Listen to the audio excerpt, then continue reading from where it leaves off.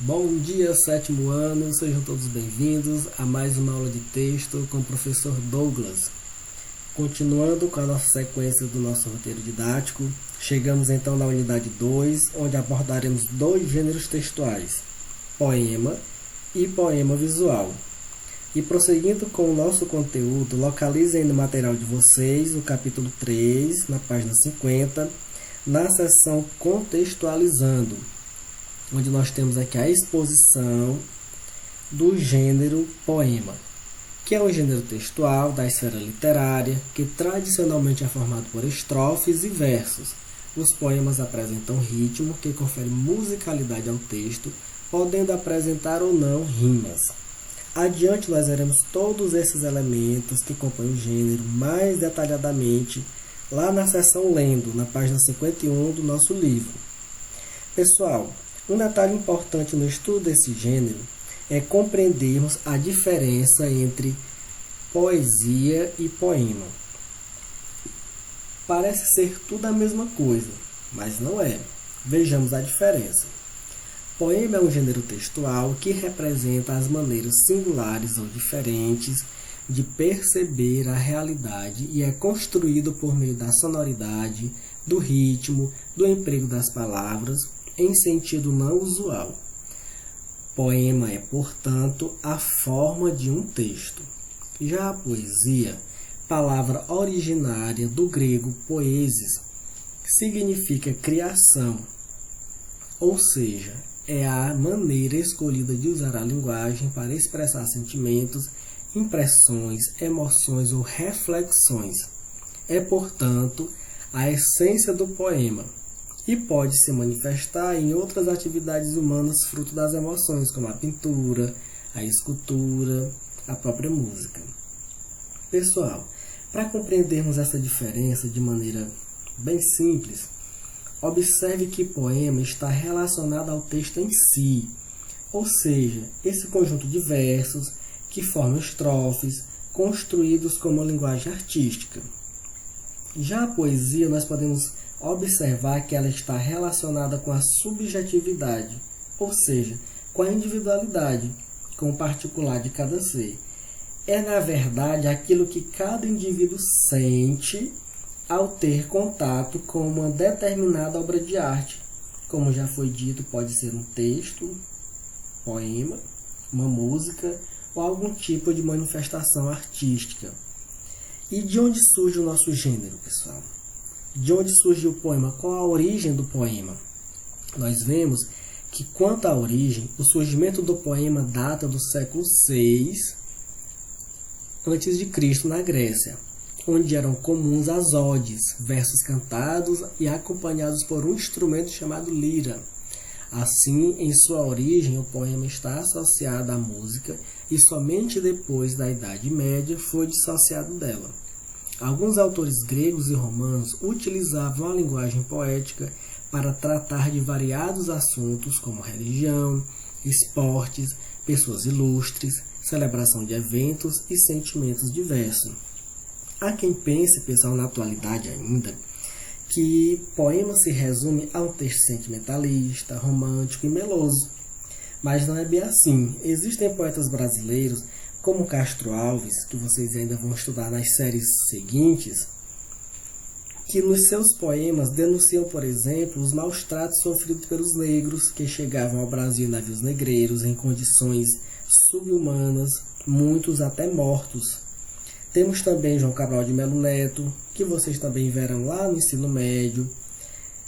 No poema chamado Morte e Vida Severina, ele trata da seca, do sertão, do retirante que foge em busca de melhorias, do retirante que foge da paisagem seca do sertão em busca da paisagem do litoral, em busca de melhores condições de vida, dentre outras temáticas sociais abordadas por diferentes outros autores. Dando continuidade ao nosso conteúdo, chegamos aqui na página 51, na seção Lendo, onde temos uma amostra escrita do gênero poema. Leiamos. Vento perdido. Vem que vem o vento. Vem que sopra no momento. Vou montado no jumento cavalgar o arco-íris. Vem que vem cantar, vem que vem sobrar, vem que vai voltar, vem que vai trazer tudo aquilo que eu tive e que o vento carregou, quando eu estava distraído a olhar para o meu umbigo e o momento já passou.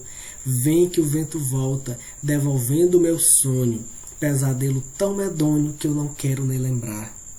Vem que vai ventar, vem que vai voltar, vem que vai ventar, apagando no momento todo o arrependimento de um vento tão ventado, de um momento tão demais, de um vento tão perdido que não vai ventar jamais.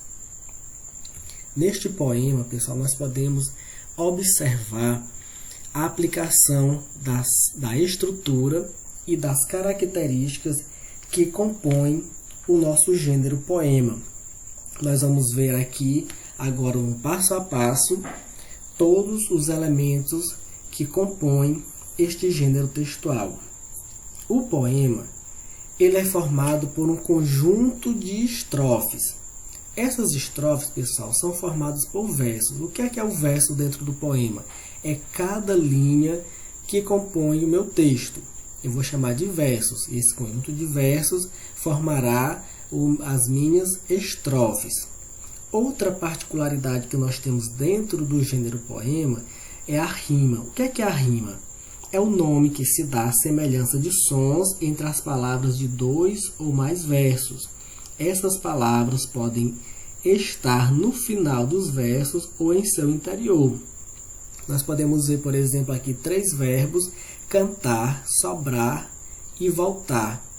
Todos têm o mesmo som final, todos terminados em AR, têm a mesma semelhança sonora e estão aqui para dar esse efeito sonoro, parecendo que se está cantando uma música. Por isso que o poema ele tem essa característica da musicalidade, essa rima misturado com esse ritmo que nós vamos ver mais na frente, que vai dar essa característica ou essa aparência de música, esse dinamismo que parece que você está lendo e que ao mesmo tempo você está cantando as palavras. É o que nós chamamos de musicalidade do poema. Dentro do poema, nós não temos só rimas, nós temos poemas construídos totalmente com versos brancos, que são aqueles versos que não têm rima nenhuma. Tem até poemas que não têm rima de jeito nenhum, são totalmente formados de versos livres, tá certo? Nós também temos, pessoal, outra coisa muito importante dentro do poema, que é o ritmo, que pode ser marcado pela repetição de determinadas letras, ou palavras da rima, da pontuação, da pronúncia mais intensa de certas sílabas e também da posição das palavras. No caso do nosso poema Vento Perdido, nós vemos que uma letra se destaca nesse poema, contribuindo para a musicalidade e o ritmo do poema. Que letra é essa, pessoal? É a letra V. O som da consoante V, ele se repete exageradamente nesse texto. Agora, e o que é que sugere essa repetição? Por que que o autor, ao criar este poema, ele repete tanto a letra V? O que é que ela tem a ver com o título do nosso poema, por exemplo? Nós podemos observar que essa repetição sugere o som produzido pelo vento. Já que o poema trata de vento e é um vento perdido, ele usou esse recurso sonoro da letra V para formar o ritmo associado às rimas, formando a musicalidade do poema. Nós vamos ver que além da repetição de uma letra no poema, a repetição da expressão vem que. Você já parou para pensar em que efeito de sentido ele está causando no poema? Nós vamos ver que esse recurso ele foi utilizado para enfatizar a passagem do tempo representado pelo vento, ou seja, o vento que vai levando o tempo. No poema lido, nós também temos um efeito criado pelo emprego da rima e do ritmo. O que é que esses recursos contribuem? Em que contribuem para a grandeza do nosso texto, para a grandeza do nosso poema, para despertar até mesmo o interesse do público leitor? Nós vemos que esses recursos eles contribuem para os efeitos de sentido, ou seja, de significado do texto, com a intenção de mostrar aos nossos leitores que o vento representa a passagem do tempo. Aqui ele faz uma associação do tempo e do vento que carrega o tempo. Então nós vemos aqui que são palavras que são unidas de uma forma artística, com rima e com ritmo, numa musicalidade, com o objetivo de encantar, de divertir o leitor, tá certo? E lá na nossa produção escrita nós vamos ter essa oportunidade de aplicar todas essas características através do planejamento no nosso próprio texto que nós iremos produzir, tá certo, pessoal? Essas são as características básicas do nosso gênero textual poema. Pessoal, vamos ficando por aqui. Obrigado a todos pela atenção e até a próxima aula, tá certo? Não esqueçam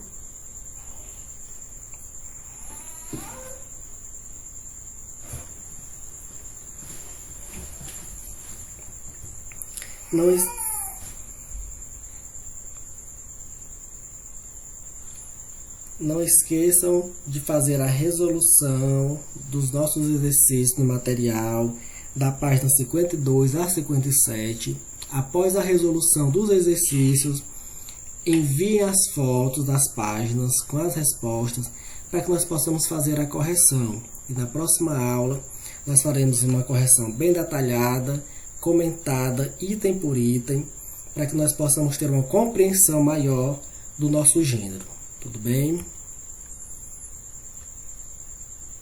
Fiquem com Deus e não esqueçam que o amor é indelegável.